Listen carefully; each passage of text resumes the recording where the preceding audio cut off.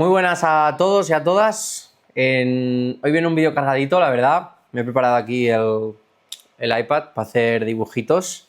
A ver si me sale bien y pondré la edición de fondo y si no pondré las fotos. Hoy vamos a hablar de...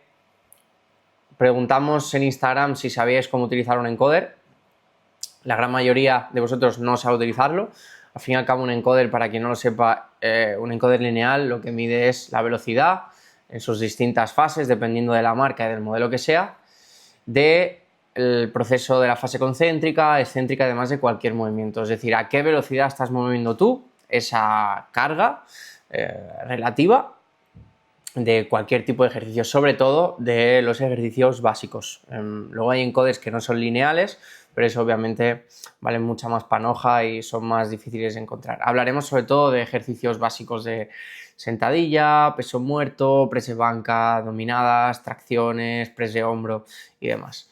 Es muy importante entender la velocidad de ejecución y entender a la vez qué es, digamos, como la unidad o la reina a la hora de programar, ya sea en contextos de rendimiento, como de salud, como obviamente de patología, como veremos durante el vídeo. En algunos contextos que es muy interesante, donde la fatiga coge un papel muy importante y puede ser un factor muy limitante a la hora de programar el ejercicio o incluso por parte del paciente o la persona de poder ejecutarlo, ¿ok? Entonces, hay que entender varias cosas. Cada ejercicio tiene sus propias velocidades, es decir, la velocidad de ejecución está relacionada con el tanto por ciento de la RM. Un 80% de la RM en una sentadilla tiene su velocidad. Esa misma velocidad es igual para todos. Es decir, si nosotros tenemos, ahora voy a empezar aquí a dibujar cositas, tenemos el sujeto 1, tenemos el sujeto 2 y el sujeto 3, ¿ok?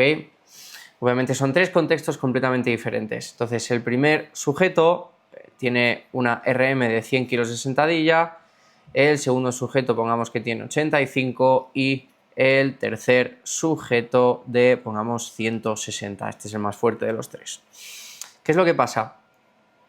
Si nosotros vamos a trabajar al 80% de la RM, está muy bien decir, vamos a hacer el 80%, ¿no? Porque en este, por ejemplo, sería 80 kilos, en este aproximadamente serían unos 64 y en este lo hago más o menos a ojo, pues a unos 130 aproximadamente, ¿vale? Lo hago, voy a poner 135, ¿vale? Entonces, la RM es eso, pero ¿qué pasa? Si vamos a velocidad de ejecución, ¿vale? Que lo dibujo aquí. A la hora de programar con velocidad de ejecución, si nosotros queremos movernos en ese 80% de la RM, tengo aquí una tabla para que me chive. En la sentadilla, en este caso, el 80% de la RM más o menos es a 0,68 metros por segundo, ¿vale? Entonces, yo aquí, a los tres sujetos, les voy a marcar esta velocidad. Es decir, la intensidad relativa va a ser la misma en los tres sujetos, que es 0,68, 0,68 y 0,68. Me va a dar igual el peso, entonces, en este momento, ¿qué es lo que pasa? Que a lo mejor el sujeto 1 tiene la idea de ir a los 100 kilos, pero estamos subiendo el peso, estamos probando de hacer peso, vamos a ir subiendo 70, 80, de repente tenemos 90 kilos, a lo mejor esa persona está más cansada ese día y de repente llega a esta velocidad con 90 kilos. Entonces, ahí estamos trabajando en el 80%, ¿vale? Porque ese día, perdón, en vez de estar cansado, está mucho más fuerte. Entonces, en vez de los 80, como me marca aquí, que era el 80%, ese día estoy mejor y me voy a los 90 kilos, ¿vale? 90 kilos. En el segundo pasa lo mismo, segundo sujeto, la teórica, el 80% en principio eran 64, pero ese día, este sí que sí, está más cansado y de repente estamos por los 58 kilos, me lo invento, y me marca esta velocidad, ¿vale? El encoder me marca que está a 0,68. Como está a 0,68, yo sé que está en el 80% de la RM de ese día, porque la RM ya sabemos que cambia cada día e incluso dentro de un día puede cambiar muchísimas veces, por la mañana, al mediodía, depende, antes de trabajar, después de trabajar, por la tarde, por la noche, ¿sí? Y el tercer sujeto, la teórica, el 80% teórico es 135 kilos aproximadamente, pero pongamos que pues hemos ido subiendo de peso, calentando, y de repente cuando hemos llegado a 0,68 metros por segundo, que nos marca el encoder, la persona en vez de 135 tiene, pues, oye, espérate, que he hecho aquí una liada, aquí está, tiene pues 138 kilos, ¿sí? Fijaros que la teoría nos marcaba 80 kilos, 64 y 135. Si esto lo hubiésemos hecho, ¿qué hubiese pasado? Que en este primer sujeto, el carácter de esfuerzo, ¿vale?, hubiese sido mucho más bajo. ¿Por qué? Porque le hubiésemos puesto 80 kilos, pero ese día nos estaba marcando estos 90. En el segundo, si hubiésemos hecho con 64, ¿vale?, lo hubiésemos reventado, ¿vale? Es decir, su carácter de esfuerzo hubiese sido mucho más alto.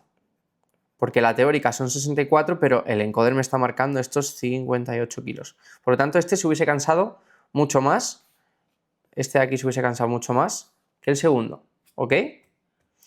Y en el tercero pasa lo mismo, la teórica son 135, si lo hubiésemos hecho 135, probablemente su carácter de esfuerzo hubiese sido, tampoco a gran diferencia, esto sería así, más o menos, ¿ok? Sería mayor o menor, bastante notable por la diferencia de peso, es casi más de un 10%, pero este a lo mejor su carácter de esfuerzo sí hubiese sido menor. ¿Por qué? Porque hubiésemos puesto 135 en vez de los 138 que nos marca el encoder, ¿ok? Entonces, con estos pesos, este de aquí y este de aquí, sí, la intensidad relativa, que voy a borrar todo esto,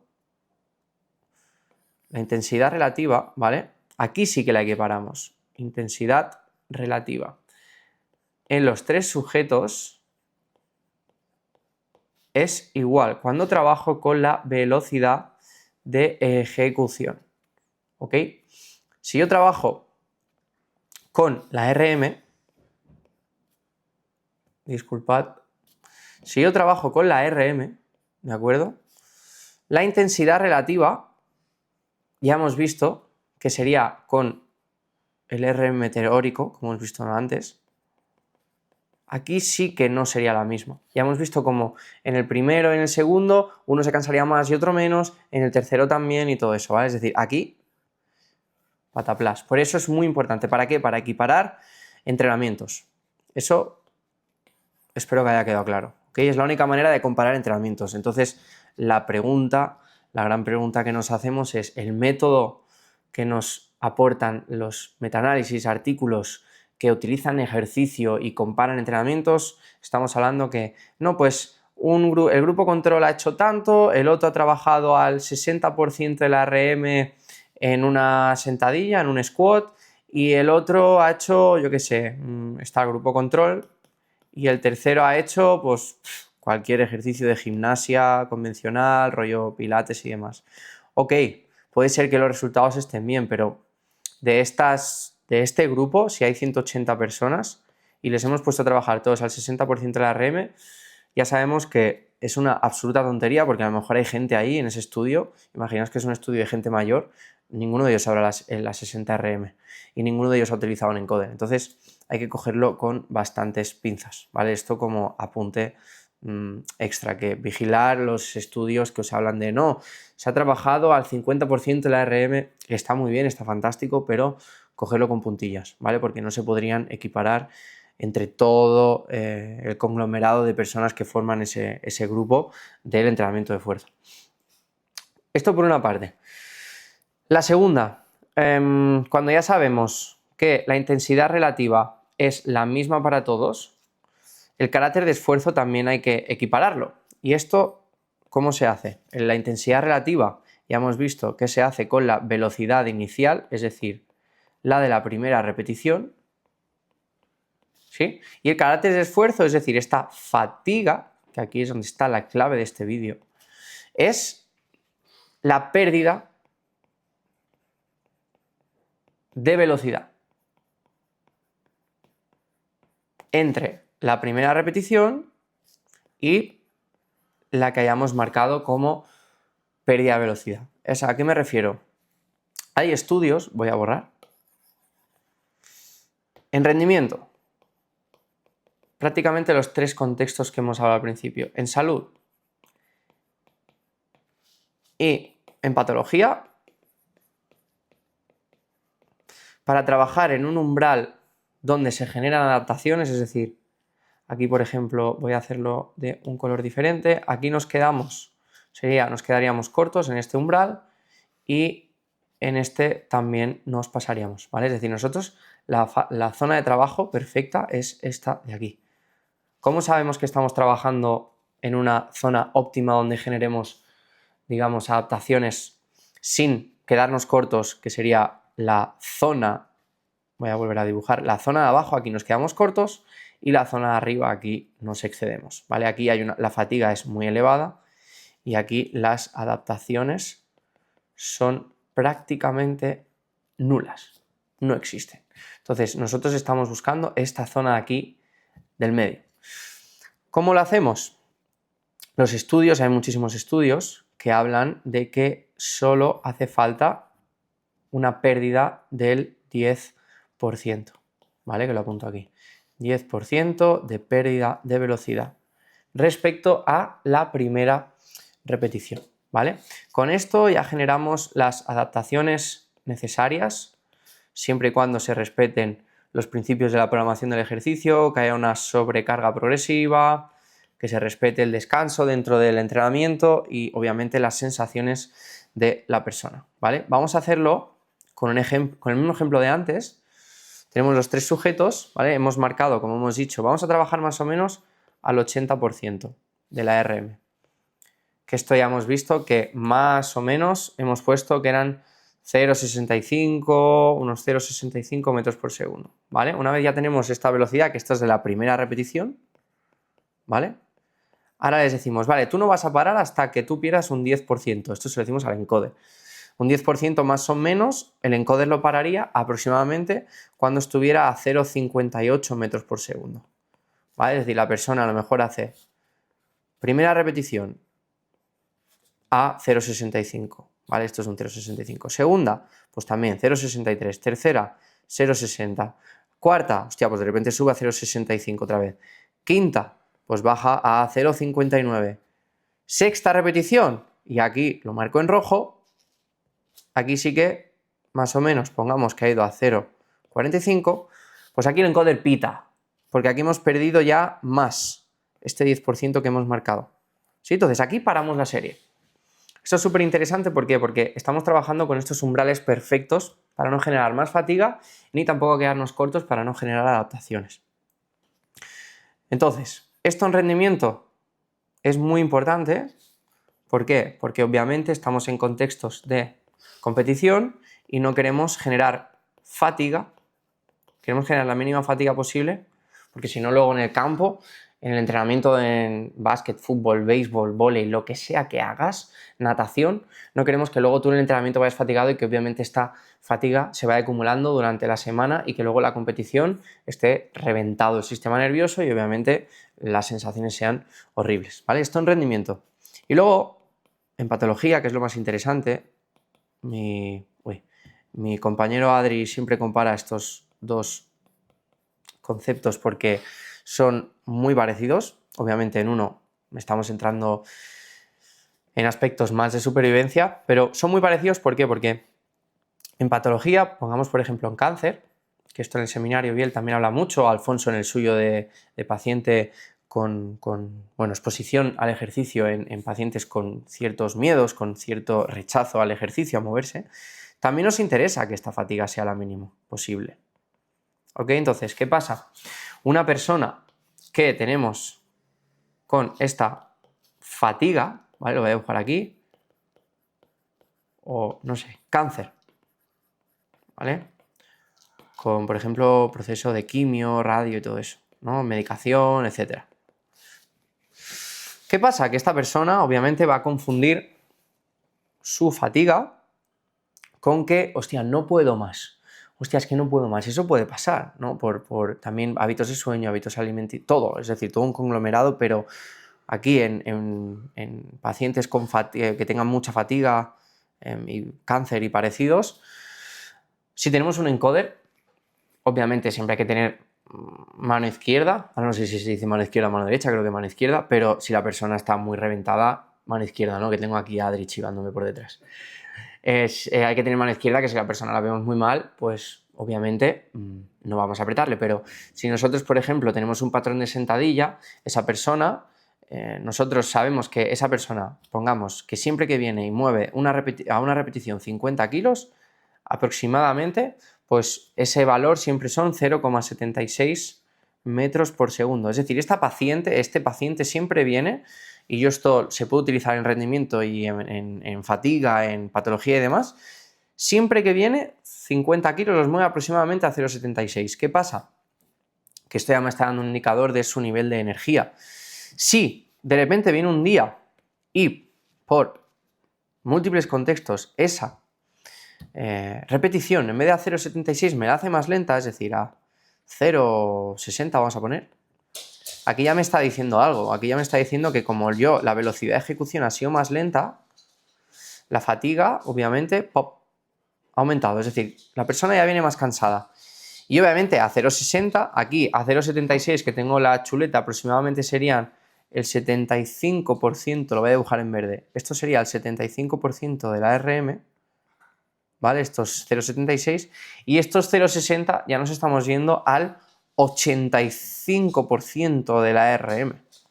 Por lo tanto, ojo con machacarle y apretarle, porque aquí estaríamos moviéndonos a estas intensidades relativas y obviamente la fatiga, como he marcado antes, sería una absoluta locura, ¿vale? Y no nos interesa en casos como este de aquí, que la persona salga del entrenamiento peor de lo que ha entrado, ¿ok? Más cosas, voy a borrar. Vale. Aspectos a tener en cuenta, como he dicho, velocidad de ejecución. Nos sirve como chivato. La persona está fatigada, hostia, no puedo más. Ok, mano izquierda, como hemos dicho, pero si yo, como hemos hecho antes, le marco una velocidad X, es decir, pongamos el mismo ejemplo de antes, ¿no? Hemos hablado de la sentadilla a 0,76, ¿ok? Le hemos marcado, vamos a trabajar a 0,76 y le vamos a hacer al encoder que al 10% de la pérdida de velocidad nos pare, es decir, stop, ¿sí? ¿Qué va a pasar? Que a lo mejor la primera repetición, pues la hace, pongamos que esto es el 0,76, hostia, la segunda pues, más o menos, pongamos que hace 0,72, la tercera más o menos igual, y aquí de repente la persona, lo marca aquí la tercera repetición, ya nos dice, uff, me está costando mucho, ya, pero el encoder ya me está marcando que de momento va bien, no estamos entrando en este umbral de más de un 10% de la pérdida de velocidad, ¿no? Pues continúa, la persona cuando más entrene contigo ya sabe que no tiene que parar hasta que el encoder pite, ¿vale? Porque normalmente tiene una señal sonora, pita, y entonces la persona para. La siguiente, hostia, pues de momento va por 0,70, pero es que ya la última, pues hostia, de repente ha hecho, pues aquí ya pitaría aproximadamente, pues aquí sería un 0,62, pita, y esta sería la última repetición, ¿vale? Nos sirve para esto, como chivato y como indicador fiable y totalmente objetivable de la fatiga que le está generando esa serie a esa persona. Esto es la primera serie, ¿no? Pongamos que esto ha sido la primera serie, ¿no? Voy a ponerlo aquí en verde mismo. Esto ha sido la primera serie, descansamos lo que se requiera y voy a borrar. Imaginaros, segunda serie, vamos a lo mismo, ¿sí? Vamos a, esto es 0,76, descansamos, pum, esto es el 0,76 igual, ¿eh? Primera repetición, antes hemos hecho, acordémonos, 5 o 6 repeticiones, 0,76, segunda repetición, aquí ya empieza a bajar un poquito más, está a 0,70, y de repente la tercera repetición hace pum, y me voy a 0,60, pues aquí, como hemos visto antes, aquí pitaría el encoder, hostia, Gita, pero la primera ha hecho 4 o 5 repeticiones y esta ha hecho 3. Claro, es que esa es la clave de la velocidad de ejecución y de utilizar el encoder, porque estas dos series, si las equiparamos, ¿vale? Voy a borrar aquí también. Estas dos series, si las equiparamos, saldría que la primera serie hemos hecho 5 repeticiones a 0,76 metros por segundo, ¿vale? Me da igual el peso. Y la tercera hemos hecho 3 por 0,76 metros por segundo, ambas a un 10% de pérdida de velocidad. Estas dos series son iguales en cuanto a carácter de esfuerzo, que no deja de ser igual que fatiga. Y esto rompe con muchas creencias y muchas cosas que incluso a mí me han enseñado en la carrera o que te pueden estar enseñando que tú hayas visto. Estas dos series son iguales. Y si ahora, por ejemplo, hiciéramos una tercera, imaginaos que hacemos una tercera, ¿vale? Eso se borra un poquito, pero da igual, ya me entendéis. Imaginamos que vamos a hacer una tercera. De repente, a lo mejor, le salen 6. Y es lo mismo, ¿vale? Aquí se ha encontrado mejor, es la última, ya lleva 2 series, la tercera ya se encuentra, ya se ha habituado, ¿no? Y de repente hacen 6, a la misma pérdida de velocidad, un 10%. Hostia, estas 3 series son completamente iguales. Pasa lo mismo que con la comparativa entre personas del mismo entrenamiento. Pues dentro de una misma persona, distintas series se pueden equiparar pese a que sean repeticiones completamente diferentes. Entonces, como conclusiones finales, la velocidad de ejecución, no sé cómo voy a dibujar aquí una corona, porque yo ya estoy viendo que mis dibujos no son muy buenos, pero es el rey de todos para programación del ejercicio, para obviamente controlar la fatiga, el carácter de esfuerzo y saber a qué intensidad relativa estamos trabajando. Todo esto para evitar el error de la RM y obviamente esta misma fatiga, no subir la fatiga en exceso o pecar, esto lo voy a poner en rojo, de que el estímulo, como hemos visto antes, no sea óptimo, ¿vale? Tanto como hemos visto en la gráfica, porque nos pasamos como nos quedamos cortos, ¿sí? Había pensado dividir el vídeo en 2 partes. La primera parte ha sido para explicar cosas básicas y la segunda parte, si tenéis dudas, como lo compartiremos por Instagram, si lo veis me podéis dejar en comentarios aquí alguna duda que tengáis o escribirnos por Instagram algún tipo de duda que os gustaría aprender. Como he dicho, vuelvo a recalcar, ¿vale? La velocidad de 0,76 en una sentadilla es lo mismo que, por ejemplo, 0,76 en un press de banca o 0,76 en unas dominadas, pull-ups, ¿vale? Estos son iniciales en inglés, squat, bench, press de banca, bench press y pull-ups. No, son RMs diferentes, ¿vale? Cada movimiento tiene su velocidad en su respectiva RM. Eso es muy importante porque ahora no quiero que cojáis este 0,76, a lo mejor un 0,76 en sentadilla no lo acabáis de matar, pero si vais a un 0,76, por ejemplo, me lo invento, yo qué sé, de un press de banca, pues todavía va a ser más fácil, o de un remo, pues quizá lo matáis más, porque ya estamos yéndonos al 85%, 85, 90% de la RM, ¿no? Entonces, hay que tener en cuenta todo este concepto, ¿vale? Estos conceptos. Y nada, espero que os haya gustado, os dibujo aquí un corazoncito con mucho love.